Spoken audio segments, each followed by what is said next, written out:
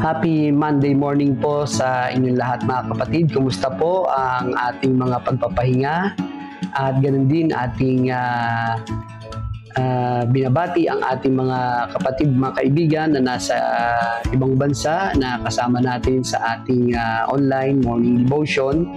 Ito pong ating Grab Food for the Soul, our daily dose for the nourishment of our soul.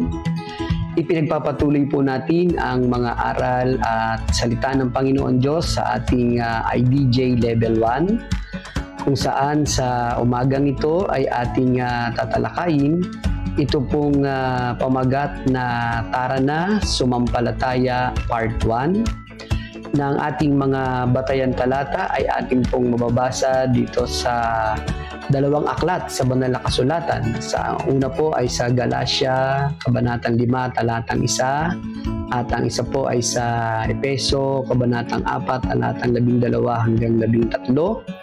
Kaya yung pong basahin ko sa inyo ang mga talata. Galatians 5:1, malaya na tayo dahil sa pinalaya tayo ni Kristo, kaya't magpakatatag kayo at huwag nang paalipin pang muli. Sa Ephesians 4:12-13, ginawa niya ito upang ihanda sa paglilingkod ang lahat ng mga banal para sa ikatitibay ng katawan ni Kristo ang iglesia hanggang makamtam natin ang iisang pananampalataya, pagkakaisa sa anak ng Diyos at maging ganap ang ating pagkatao ayon sa pagiging ganap ni Kristo. Salamat at purihin natin ang Panginoon sa ating pagbasa at pagkarinig ng kanyang mga banal na salita. Mga kapatid at mga kaibigan, marahil marami sa ating dito ang nakakita na ng lighthouse o parola, o hindi lamang basta nakita kundi napuntahan at naakyat na itong tinatawag na lighthouse o parola.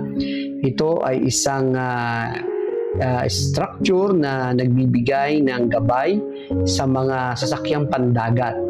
Ito ay nagbibigay ng liwanag na nagmumula sa mga lente noong sinaunang panahon.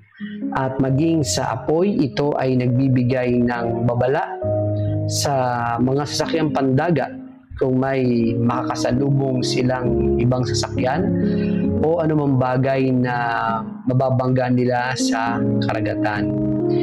Yang layunin po nito kung bakit itinayo ang lighthouse o parola ay upang mapangalagaan ang paglagong trapiko sa pandagat na mga naglalayag sa karagatan. So magiging gabay siya dito sa transportasyong pangdagat. Ito pong lighthouse o parola. Bilang mga Kristiyano ay mayroong espesyal na kahulugan sa atin ang lighthouse. At ito ay inilarawan ang ating Panginoong Hesus bilang gabay, kanlungan at kaligtasan sa lahat ng mga naglalayag at naglalakbay sa kani-kanilang mga buhay. Ang ating iglesia din, tayo bilang mga mananampalataya ay mayroong mga layunin at na layunin ay makapagbahagi tayo o talagang intentionally ay mabahagi natin ang mabuting balita ng kaligtasan. Sa ating pong church discipline ay meron po tayong 4 na layunin. Magandang remind ko kayo sa 4 na layunin ito. Ito po ay number 1, maihatid o mailapit ang tao sa Diyos. Number 2, maitaguyod, mapanatili at mapalaganap ang malayang pananampalatayang ebangheliko at pagsambang Kristiyano. Number 3, may pangaral at mapagyaman ang pag-ibig sa Diyos at sa kapwa at ang pagmamahal sa sariling bayan. And last, number 4, ay yung mapanatili ang paninindigan ukol sa katapatan, kakayahan, kasapatan ng lahing Pilipino na magsarili sa pagtangkilik sa pamamahala at pagpapalaganap ng iglesia. Kaya't ang ating iglesia po ay nagsisikap na isakatuparan ang mga layuning ito upang patuloy na maging relevant sa mundong ating ginagalawan. Sa umagang ito, ang ating patuloy na pag-aaralan ay ito pong point number 1 para sa ating unang bahagi ng ating tinatalakay at ating bibigyan ng pansin. Ito pong dalawa sa layunin ng ating iglesia ay yung maihatid o mailapit ang tao sa Diyos at yung maitaguyod, mapanatili at mapalaganap ang malayang pananampalatayang ebangheliko at pagsambang Kristiyano. Tara na sumampalataya. Napakaganda po ng sinasabi sa ating point number 1. Maihatid ang tao sa pamamagitan ni Kristo Jesus. Sa Ephesians 4:12-13, man can brought closer to God through Jesus Christ. Ang unang layunin na ito ay tumutukoy sa kaligtasan o salvation. Paliwanag sa ating mga mananampalataya na ang ating pangunahing layunin ay mailapit ang tao sa Diyos sa pamamagitan ng ating Panginoong Hesus. Kaya nga po ang wika ng lingkod ng Panginoon na si Apostol Pablo sa Ephesians 2:4-5, subalit napakasagana ng habag ng Diyos at napakadakila ng pag-ibig niya sa atin. Tayo'y binuhay niya kasama ni Kristo nung tayo'y mga patay dahil sa ating pagsuway. Naligtas nga tayo dahil sa kanyang kagandahang loob, biyaya, grasya, pagpapalang mula sa ating Panginoon Diyos. Ito ang mga salitang ginamit sa banal na kasulatan upang ipaliwanag ang ginawang pagliligtas ng ating Panginoon Diyos sa sangkatauhan, sapagkat tayo ay nalayo dahil sa ating mga kasalanan. Kaya ang winika po ng lingkod ng Panginoon na si Apostol Pablo sa mga mananampalataya sa Efeso na ang gawain ng ministeryo. At ang gawain ng ministeryong ito ay tumutukoy sa misyon ng pangangaral ng Ebanghelyo sa lahat ng tao o sa lahat ng bansa. Ang gawain ng ministeryo ay para din sa ikatitibay ng katawan ni Kristo. So tayo po bilang mga mananampalataya, bilang body of Christ, sa ating pag-share ng Word of God mula sa ating mga pananampalataya, makapaglapit tayo ng tao sa pangalan ng ating Panginoon ay nagbubunga ng pagiging matibay ng ating samahan dahil sa pagkilos ng ating mga pananampalataya. Maganda rin po ang patuloy na sinasabi at paliwanag sa ating ng mga talata katulad ng binanggit sa Ephesians chapter 2 mula talataang 13 hanggang 18. Mahaba-haba ang mga talatang ito na aking babanggitin, na sabi po, ngunit ngayon dahil sa inyong pakikipag-isa kay Kristo Jesus, kayo na dati malayo sa Diyos ay inilapit sa pamamagitan ng dugo ni Kristo, sapagkat si Kristo mismo ang nagbibigay sa atin ng kapayapaan dahil ang mga Hudyo at mga Hintil ay kanyang pinag-isa. Sa pamamagitan ng kanyang katawan, pinawi niya ang alitan na parang pader na naghihiwalay sa atin.